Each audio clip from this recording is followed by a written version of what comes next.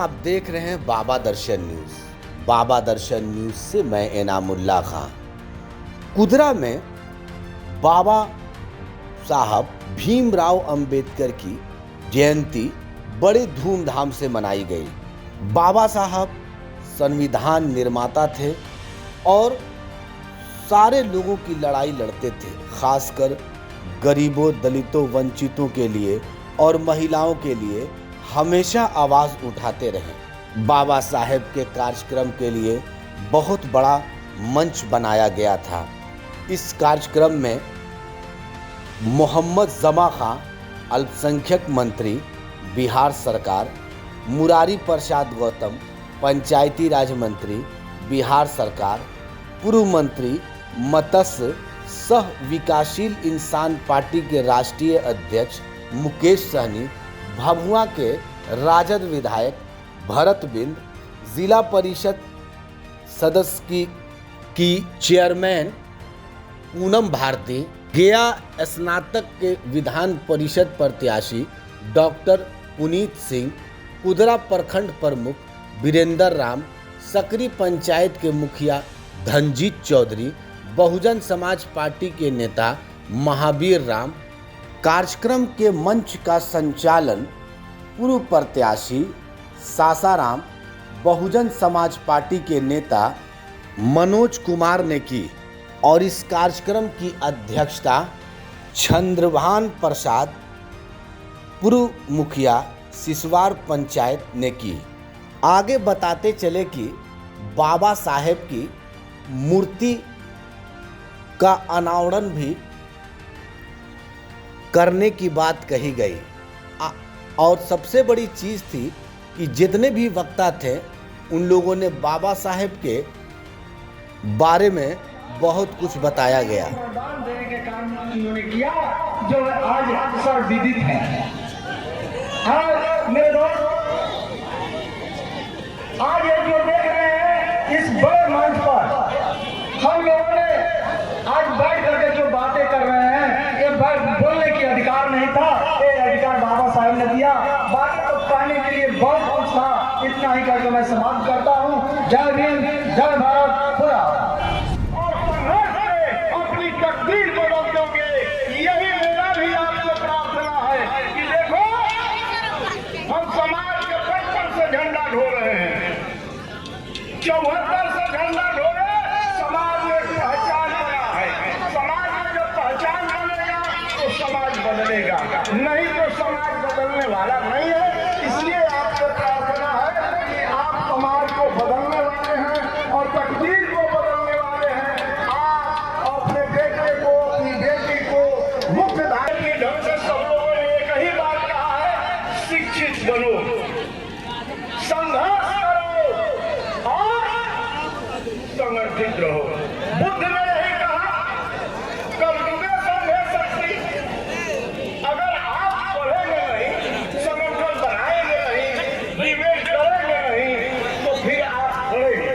तो पढ़ने के लिए भाई आपको कुछ करना होगा।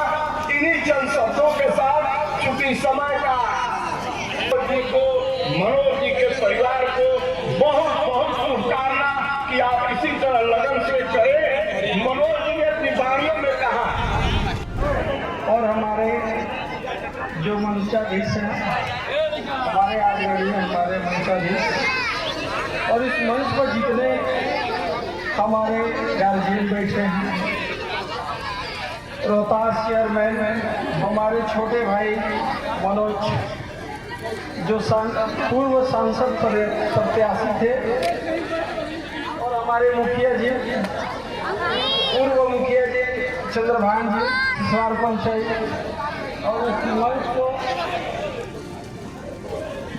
फलक मास्टर जो राष्ट्रीय अध्यक्ष रह चुके हैं मोहनिया गया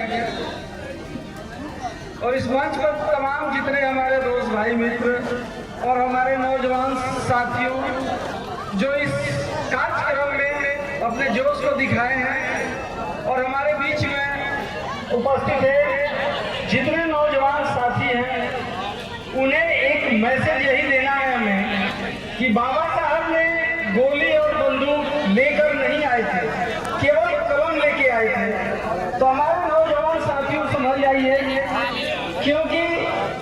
हमारे जो भी नौजवान हैं उन्हें संभलना है, कलम लेके चलना है, बंदूक और गोली नहीं। हमें लाठी और डंडा और भाला लेके नहीं चलना है, हमें चलना है तो अपने कलम की जोर से। हमारे बाबा साहब संविधान कर्ता ने अगर आज नहीं लिखे होते संविधान, तो आज इस मंच पर, इतने बड़े मंच पर हम खड़ा बोल पाते।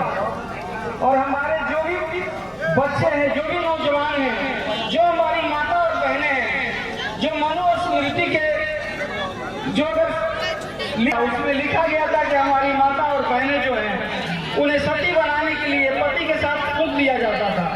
और हमारे बाबा साहब जब आए और अपने संविधान को जब लिखे तो उन्हें ये ऐसा लिखा कि हमारी माता और बहनों को 40% आरक्षण दे दिया, जिसमें हर समाज की महिलाएं, और उन्हें भी जीने की और वोट देने की ताकत हो गई। इसलिए हमारी माता और बहनों बाबा साहब को जरूर याद कीजिए कि आपके भी बोलने का और आपके भी सुनने का अधिकार लोग सुने, इसलिए आपको 15% आरक्षण दिया गया। लेकिन आज क्या हुआ?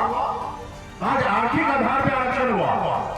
मैं मानता हूं अगर सरकार अगर संविधान में संशोधन करे कि अगर ये बात माने कि हमें गरीबी स्तर पर भी आरक्षण देना है तो ठीक है, आप दीजिए। लेकिन अगर सामान्य वर्ग के लोगों को 8 लाख कमाने वाले को आरक्षण दे रहे हैं, तो क्या मेरा दलित भाई का बेटा या दलित परिवार 2 लाख 3 लाख कमाने वाला है तो उसको आरक्षण नहीं मिलना चाहिए? उनको भी मिलना चाहिए। लेकिन आपने क्या किया? स्पेशल आरक्षण लागू किया। तो आपको उनको नहीं दिए तो कहीं ना कहीं संविधान के साथ आपने खिलवाड़ किया। आज क्या हुआ? वर्षों से हमारे लोगों को, हमारे पूर्वज को पैरों तले ढाक के रखा था। संविधान बाबा साहब ने बनाया कि वोट के अधिकार पे आप चुने जाएंगे। रानी के प्रयोग से जन्म लिया हुआ बच्चा राजा नहीं बनेगा। लेकिन आज क्या हो रहा है? बनी हुई सरकार को गिरा देना, 50-50 करोड़ रुपए में विधायक को खरीद लेना, यानी कि जनता का वोट का अधिकार जो है उसको अपमान। आज क्या किया जा रहा है? मंदिर एक विधायक को, एक सांसद को, एक मुखिया को, एक मुख्यमंत्री को, एक प्रधानमंत्री को क्या काम है? संविधान में क्या काम हमको दिया है कि आप पावर में आने के बाद आपको काम करना है जनता गरीब के लिए। लेकिन क्या कर रहे हैं आज के माननीय प्रधानमंत्री जी? मंदिर बना रहे हैं। मंदिर तो समाज के लोगों का काम है बनाना, और मैं तो कहता हूँ मंदिर बनाना है तो अपने दिल में बनाइए। और आप सरकार हमें चुनाव के समय में हम कहते हैं ना कि वोट खरीदने के लिए जो लोग आते हैं वो कहीं ना कहीं जनता के साथ गलत कर रहे हैं। आज क्या कर रहे हैं? आप 5 किलो चावल देके हमारा, चाहे नेहरू जी हो या अटल बिहारी वाजपेयी जी हो, उनको देखिए कि उन लोगों ने कैसे देश को चलाया है। जब अटल बिहारी वाजपेयी जी से पूछा जाता था कि विपक्ष आप इतना काम करने के बाद भी ये विपक्ष आपके उंगली उठाते हैं, तो अटल बिहारी वाजपेयी जी कहते थे कि ये मेरा विपक्ष नहीं है, ये मेरा तीसरी आंख है, जो मैं नहीं देख पाता हूँ वो दिखाते हैं, ये मेरा विपक्ष नहीं है, ये मेरी तीसरी आंख है। और आज का क्या है? आज विपक्ष आवाज न उठा सके, वो अपने पैर पे खड़ा ना हो सके। योगेंद्र गुप्ता जी, श्रीमान प्रमोद सिंह जी, संजय कुमार मुखिया जी, फूलमती देवी जी, अनिल सिंह जी, रामेश्वर प्रसाद जी, लक्ष्मी बिन जी, राजू सिंह जी, आशुतोष निषाद जी, गोविंद निषाद जी, ओम प्रकाश दीवाना जी, डॉक्टर विजय शर्मा जी, दिनेश निषाद जी, श्री राम चौधरी जी, प्रेम कुमार जी, पूर्व चेयरमैन कैमूर यहाँ उपस्थित है। सम्मानित मंच, सभी पार्टी के सभी नेतागण, इस सभा में बड़ी संख्या में माता बहन, नौजवान साथी, सम्मानित गार्जियन, सभी को सनत मल्ला मुख्य सैनिक और से नमस्कार प्रणाम। साथियों, हमारे बिहार सरकार के मंत्री जवाब खान जी भी, तमाम सभी लोगों ने बहुत कुछ बात रखा है। मैं यहाँ पे आप लोगों के बीच में बताना चाहूंगा कि बाबा साहब के बारे में, जहां लोग कहते हैं ना कि हजारों समस्या है, वहीं पे उनका जन्म हुआ। हर लोग परेशान होते हैं अपनी जिंदगी में, ये तकलीफ है, वो तकलीफ है, तकलीफ की गिनती गिनाते हैं तो सैकड़ों गिनती आ जाते हैं। ऐसे जगह बाबा साहब का जन्म हुआ, ऐसे परिवार में जन्म हुआ और मात्र 5 साल की उम्र में उनकी माता का उनके सर से साया चला गया। और आप समझ सकते हैं जिस बच्चे के बचपन में 5 साल की उम्र में उसकी माता का साया उसके सर पे से उड़ जाए तो मान लो वो संसार में वो कैसे अकेला और किस तरीके से जिंदगी जिएंगे। वो थे हमारे बाबा साहब। 30 करोड़ देवी देवता को मानते हैं और जब 35 करोड़ देवी देवता को मानते हैं तो बताया जाता है कि भगवान कहते हैं कि तुम कर्म करो तुमको फल मिलेगा, कर्म नहीं करोगे तो फल नहीं मिलेगा। लेकिन बाबा साहब ने, बाबा साहब का देन है, आज आजाद भारत में 140 करोड़ की जनसंख्या है हमारे आजाद भारत में। कोई एक व्यक्ति बता दे कि बाबा साहब से पिछले 75 सालों में 140 करोड़ की आबादी में एक व्यक्ति भी बाबा साहब जैसे नहीं बना। और आज हम सब उसका फल हमें प्राप्त हो रहा है। बहुत सारे साथी कहते हैं कि मैं बना, मैंने काम किया है, लेकिन अगर बाबा साहब अगर आपको संविधान में जगह नहीं दिए रहते तो आज आपका कोई हैसियत नहीं होता कि मंच पर बोलने का। आज सर उठा के नहीं दे सकते थे। इसलिए अभी ने कहा कि मैं नहीं मानता हूं कि संविधान खतरे में है। भैया आप कैसे नहीं मानते संविधान खतरे में?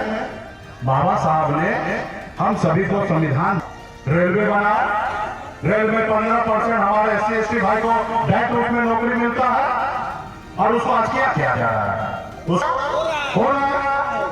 आज सरकारी संस्थान पहले बनाया जाता था, हराम में क्या है आपको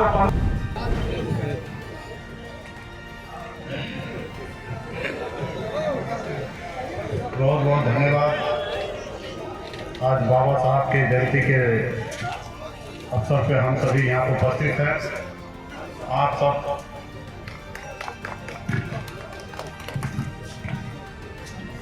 सब हमारे साथ एक नारा लगाएंगे, भारत रत्न बाबा साहब डॉक्टर भीमराव अंबेडकर अमर रहे, बाबा साहब अमर रहे। बहुत बहुत धन्यवाद।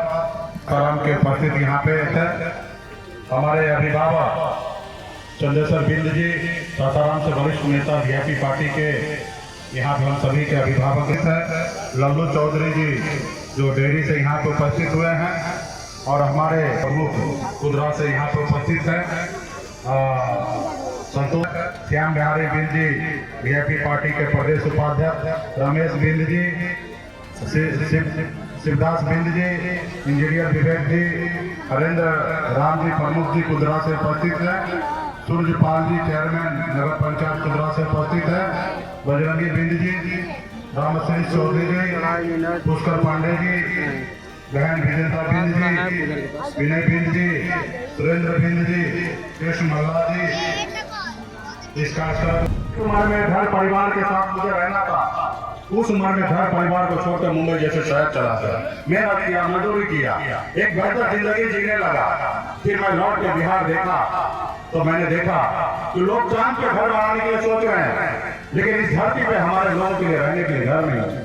और मैंने वहाँ की बेहतर जिंदगी को छोड़कर और अपने लोगों के लिए संघर्ष करने लगा और संघर्ष करते करते लड़ाई लड़ा, बहुत बार गिरा, बहुत बार उठा और फिर क्या हुआ, 4 महीने विधायक बनाया, सरकार में रहकर अपने लोगों के लिए काम कर रहा था। लेकिन उन लोगों को पसंद नहीं आया कि देखा कि इनके दादाजी, इनके पिताजी, इन लोग हमारा गुलाम बन के था और आज मालिक बन रहा है। आज ये अगर अपने समाज के लिए अच्छा काम कर देंगे तो आज तो छोटा मोटा नेता है, कल राज्य का नेता होंगे, परसों देश का नेता होंगे। आज 11 सीट पे बात मानता है, कल 51 मानेंगे और एक समय आएगा अपने दम पर बिहार में सरकार बनाएंगे। फिर उन्होंने क्या किया, वो सरकार जो सरकार हमने बनाया उस सरकार से हमें बाहर कर दिया, हमारे विधायक को खरीद लिया और हमें हर तरह से परेशान करने का काम किया। लेकिन आज हम डटे हुए हैं, इसलिए डटे हुए हैं क्योंकि बाबा साहब ने हमें हौसला देके रखा है कि आप संगठित रह के अपने हक अधिकार के लिए संघर्ष कीजिए। आज मैं उसके लिए लड़ाई लड़ रहा हूँ। आज देश एक है, संविधान एक है, लेकिन आज लोगों के साथ भेदभाव किया जा रहा है। तो इसलिए साथियों, आप सभी को गंभीरता से सोचना है। निश्चित तौर पे जब सुरक्षित सीट होता है तो एक ही वर्ग, एक ही समूह के लोग वहां चुनाव लड़ते हैं। दोनों लोग हमारे हैं, लेकिन दोनों लोगों ने आपको पहचानना है कि आपकी आवाज कौन है। जैसे हमारे साथी ने कहा, क्या जब महाराष्ट्र में बाबा साहब चुनाव लड़े, जब नेहरू जी जाके प्रचार कर दिए कि एक कोट पैंट वाले को वोट देना है कि एक मोची का बेटा को वोट देना है, आप डिसाइड कीजिए, तो उस समय हमारे लोगों ने इतना जागरूक नहीं था, उन्होंने गलत फहमी का शिकार हो गया। वो कोट पैंट वाले नहीं थे, वो पहन के ये दिखा रहे थे देश को कि देखो तुम्हारे बीच में से लोग उठे हुए लोग कोट पैंट पहन सकते हैं और तुम भी पहन सकते हो, तुम मेरे जैसे बन सकते हो। वो आपको बता रहे थे, उनको शौक नहीं था कोट पैंट पहनने का, वो दुनिया को बताना चाह रहे थे कि आप भी ये कर सकते हो। आज मैं बिहार में, जब मैं बिहार में मैं आया तो मैंने देखा कि यहाँ तो हम लोग अपना ट्यूशन फीस देते थे, क्योंकि हमारे पिताजी 12 घंटा 14 घंटा काम करते थे, उसके बावजूद भी है ना अच्छा से हम लोगों के पास में पैसा नहीं था।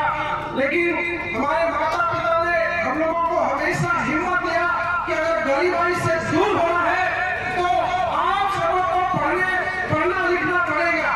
अगर आप चाहते हो कि गरीबी से दूर हो जाना है, अगर आप चाहते हो कि जो हम लोग गुलाम की जो जिंदगी जो जी रहे हैं उसे अगर दूर होना है तो पढ़ना लिखना होगा। और हमने हमेशा पढ़ने लिखने का विश्वास बहुत ही तेज करा, लेकिन हम लोगों ने संघर्ष के साथ अपने जिंदगी को जीने का काम किया, अभी भी संघर्ष करते हैं। लेकिन आज मुझे बेहद ही खुशी हो रही है जब 2017 में हमारे बड़े भाई ने बोला कि ईश्वर ने हम लोगों को इतना आशीर्वाद दे दिया है कि अब किसी चीज की कमी और घटी नहीं है।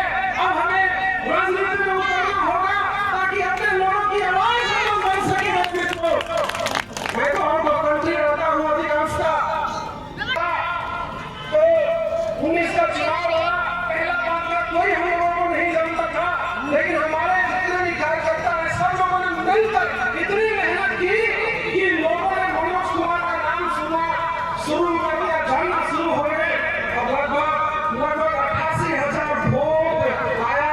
बड़े बड़े हस्तियों से हम लोगों की लड़ाई थी और एक गरीब का बेटा तीसरा स्थान प्राप्त किया।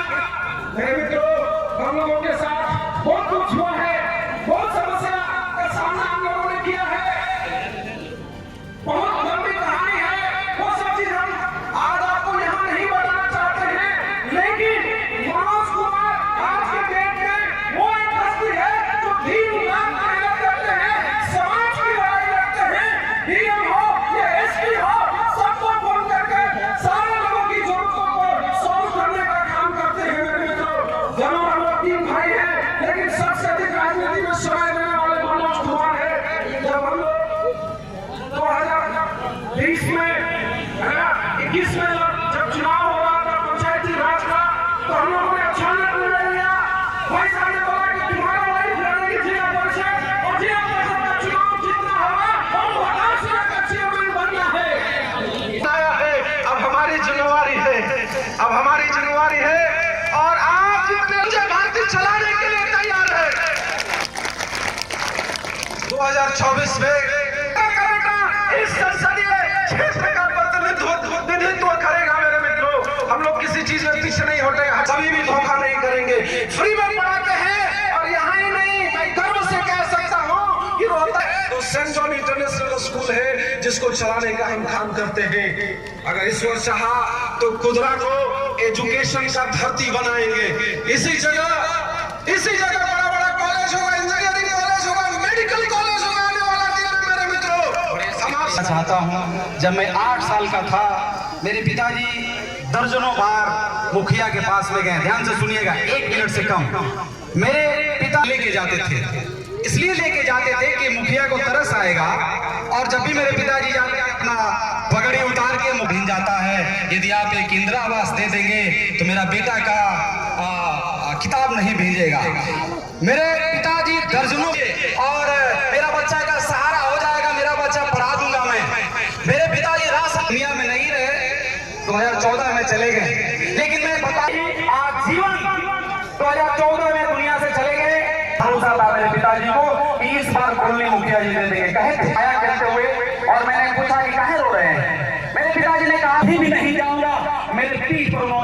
करके कहा, और मेरा आस बाबा साहब के बाद मेरे जीवन में कोई दूसरा महापुरुष है तो हमारे पिताजी हैं। दुनिया से चलना तो हमारे जैसे अनाथ बच्चों को आगे बढ़ाना।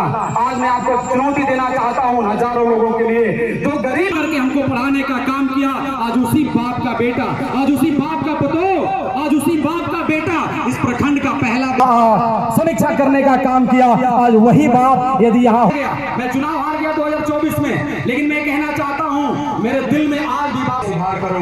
बिन पिच किए जय जयकार नहीं होता, बिन पिच किए जय जयकार नहीं। लाखों करोड़ों हमारे पिताजी जैसा यदि अगर आप इस वीडियो को फेसबुक पर देख रहे हैं तो फेसबुक पेज को लाइक कीजिए और वीडियो को शेयर कीजिए। अगर आप इस वीडियो को यूट्यूब पर देख रहे हैं तो यूट्यूब चैनल को सब्सक्राइब कीजिए और घंटी के आइकॉन को दबाइए।